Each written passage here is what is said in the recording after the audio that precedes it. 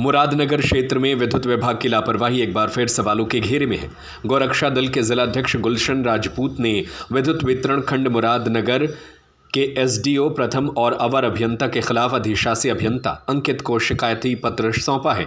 आरोपी की 12 अप्रैल 2026 को शाम करीब 6 बजे करंट लगने से गोवंश की दर्दनाक मौत हो गई, लेकिन सूचना देने के बावजूद विभागीय अधिकारियों ने मौके पर पहुंचना तो दूर, फोन उठाना भी जरूरी नहीं समझा।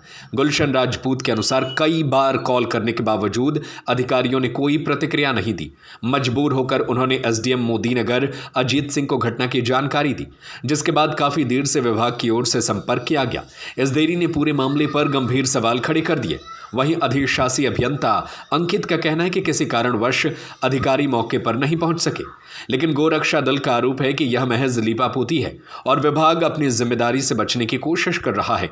सबसे बड़ा सवाल यह है कि अगर गोवंश की जगह कोई इंसान करंट की चपेट में आ जाता तो क्या तब भी यही लापरवाही देखने को मिलती?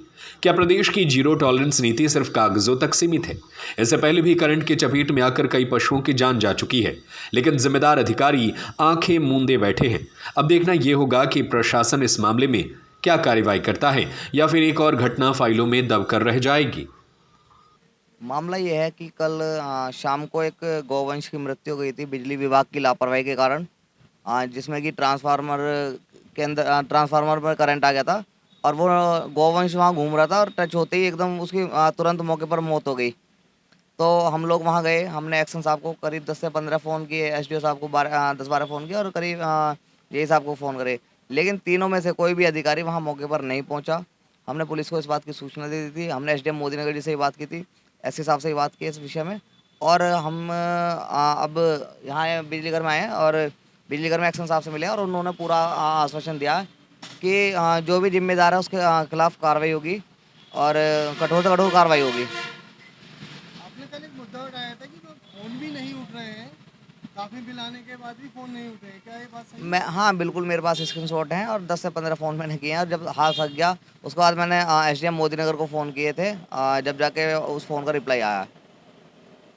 गोवंश की मौत हो गई, जिसमें गोरक्षा दल वालों ने शिकायत भी आपको विभाग को दी है और आरोप लगाए हैं कि विद्युत विभाग की लगातार जो लापरवाही है उसके चलते ये पहली घटना नहीं है, इससे पहले भी काफी घटना हो चुकी है जिससे गोवंश तथा अन्य जानवर की बिजली के करंट से मौत हो गई है।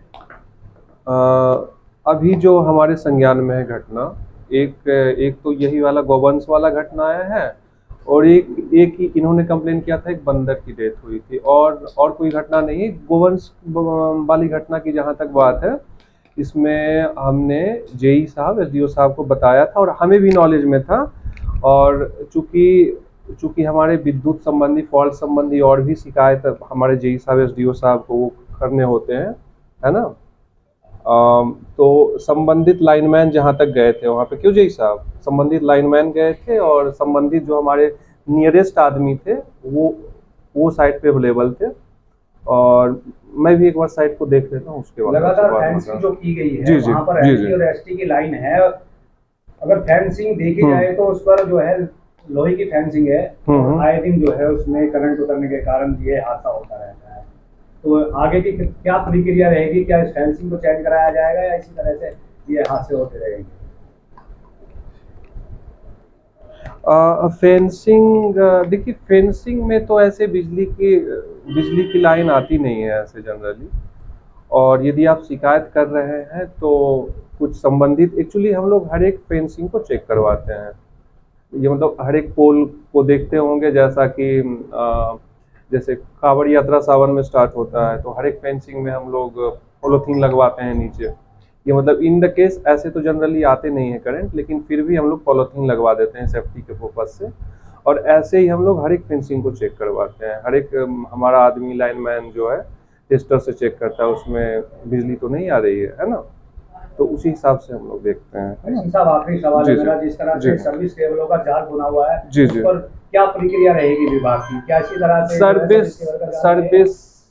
सर्विस केबल की जाल की बात जहां तक कर रहे हैं, मोस्टली जो एलटी लाइन के काम थे उसको आरडीएसएस योजना में काफी लिया गया था, और उसके बाद बिजनेस प्लान 24-25 और 25-26 में काफी लिया गया, और जो बच गए हैं बिजनेस प्लान 26-27 में लिया गया है, और जहां तक है इसको हम लोग मिनिमाइज करने की कोशिश कर रहे हैं। ठीक।